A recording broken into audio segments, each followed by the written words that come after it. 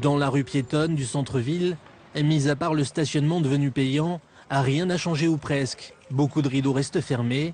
Ce marchand forain, depuis 20 ans qu'il vend des confiseries, n'a plus le cœur à l'ouvrage. Et l'arrivée du Louvre n'y a rien changé pour l'instant.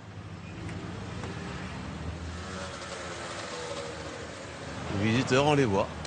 Les visiteurs du Louvre, ils passent à côté de nous.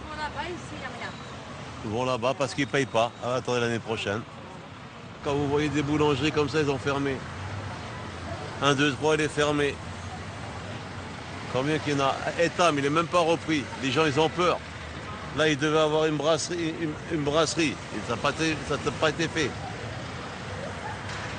Ah non, c'est en train de mourir. Hein.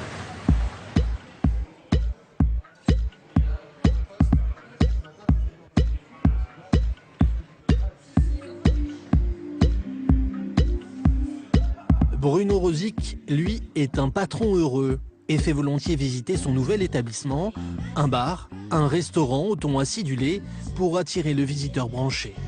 En semaine, ça nous permet de recevoir les visiteurs du Louvre, des bus notamment, les Belges qui viennent en nombre visiter le musée. Et puis le week-end, l'ensemble des salles nous permet de réaliser des événements type mariage, fête de famille. Avec près de 2 millions d'euros d'investis, pas question d'attendre le client. Celui qui est aussi président des commerçants de Lens a passé des contrats avec des voyagistes belges. Alors, par exemple, on a un carnet de commandes qui est bien rempli pour le mois de septembre, par exemple.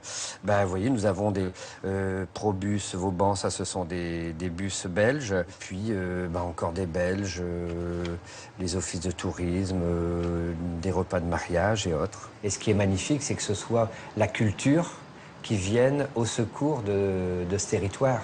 Et je pense qu'aujourd'hui, il n'y a guère plus que la culture qui puisse être mobilisateur et qui puisse, autour d'un projet comme l'arrivée d'un musée, faire venir des touristes en nombre et puis développer une économie pour le territoire. En dehors des emplois créés, c'est aussi les emplois sauvés.